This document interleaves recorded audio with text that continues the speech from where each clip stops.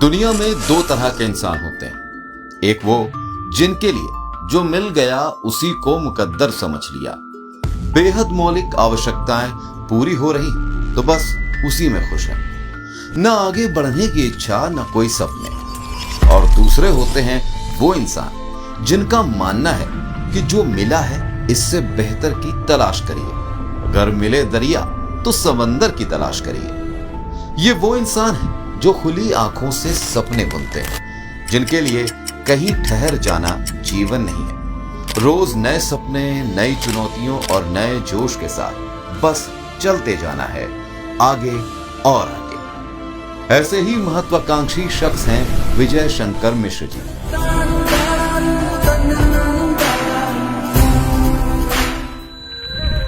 प्रयागराज में जन्मे विजय शंकर जी के पिता पेशे से वकील थे।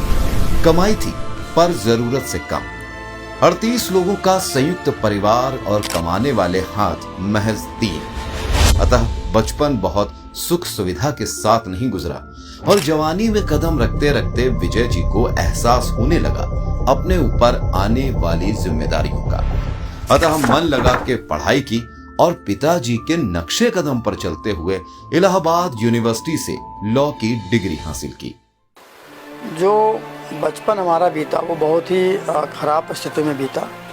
आर्थिक स्थिति अच्छी नहीं थी और चूँकि संयुक्त परिवार था, ज्वाइंट परिवार था, करीब 38 लोग का परिवार है, लेकिन ये मन में बात आती थी कि इतनी बड़ी जिम्मेदारियां हैं, कैसे आगे निभेगा, कुछ बड़ा करना पड़ेगा, कुछ अच्छा करना पड़ेगा। लेकिन पिताजी की इच्छा थी कि मैं लॉ करूं, क्योंकि फादर भी हमारे अधिवक्ता रहे, बहुत अच्छे अधिवक्ता रहे जिला कचहरी प्रयागराज में।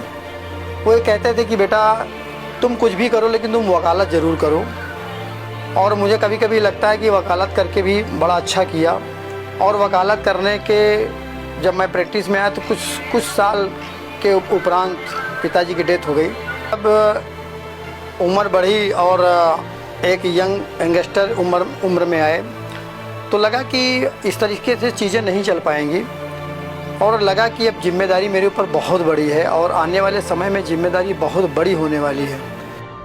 वकालत का काम चल रहा था, जरूरत भर की कमाई भी हो रही थी, पेट भर रहा था पर मन नहीं। और बेहतर करने और परिवार को और बेहतर देने की भावना धीरे धीरे जोर पकड़ रही थी। कम में समझौता करने वाले विजय जी थे नहीं और ज्यादा की उम्मीद वकालत से थी नहीं।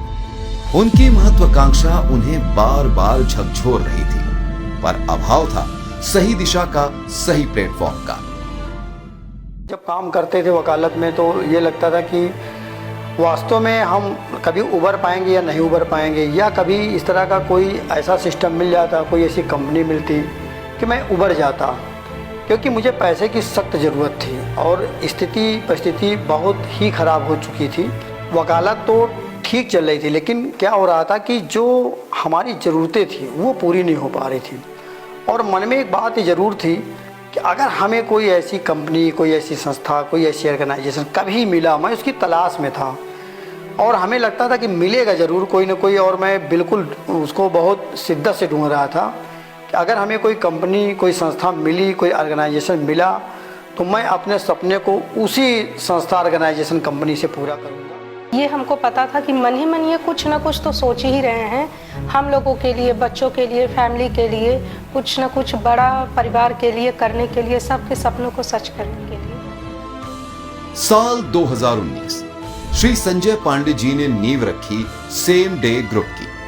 परिकल्पना की एक ऐसी योजना की जिसका मूलभूत सिद्धांत था हर उस इंसान की उसके सपने साकार करने में मदद करना जिसके अंदर जरा सा भी जुनून और आगे बढ़ने की इच्छा है, जिसे भरोसा है श्री संजय जी की बनाई योजना पर। और यही वो वक्त था जब विजय जी के अधूरे सपनों को मिले पंख, एक नई उड़ान के लिए। देश को आजाद करने के लिए एक व्यक्ति ने आगे कदम बढ़ाया और देश को आजाद कर लिया, लोगों को इकट्ठा करके। ऐसा भावनाएं लोगों के देश प्रति जागृत किया। एक मंगल पांडे देश को आजाद करने में इतना बड़ा योगदान दे सकता है, तो संजय पांडे ने भी एक ख्याल मन में लाया कि समाज के लोगों को आर्थिक आजादी दिलाने के लिए क्यों ना एक ऐसा प्लेटफॉर्म बनाया जाए और लोगों को जोड़ा जाए जिससे लोग आर्थिक आज़ादी पा सके। बहुत सारे लोगों को एक प्लेटफॉर्म की ज़रूरत है, सही प्लेटफॉर्म की ज़रूरत है, जिससे वो अपने परिवार और अपने समाज के लिए कुछ कर सके। तो ऐसा सोच करके सेम डे का निर्माण किया गया। विजय जी ने सेम डे ग्रुप के लीगल व एचआर संबंधित कार्यों को कुशलता पूर्वक अंजाम देना शुरू किया। इन दोनों विभागों की देखरेख के साथ ही उन्होंने सेम डे इंफ्रास्ट्रक्चर की स्कीम से भी खुद को जोड़ा और पूरी मेहनत, लगन और श्री संजय जी के नेतृत्व में तेज कदमों से बढ़ने लगे अपने सपनों की ओर। चंद वर्षों में विजय जी ने वो सब हासिल कर लिया जो पिछले 10 वर्षों में सोच भी नहीं पाए थे। आज आर्थिक स्वतंत्रता के साथ साथ भविष्य के लिए भी निश्चिंत है।